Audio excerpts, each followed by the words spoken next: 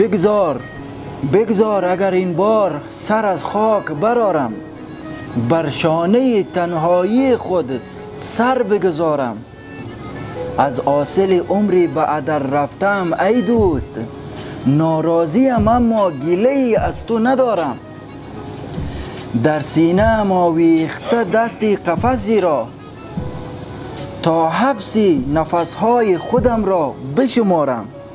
از غربتم اینقدر بگویم که پس از تو حتی ننشسته است غباری به مزارم.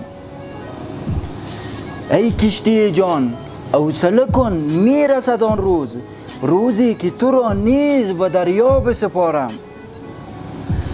ای بغض فرو رفته مرا مرد نگهدار، تا دست خداحافظیش را بفشارم.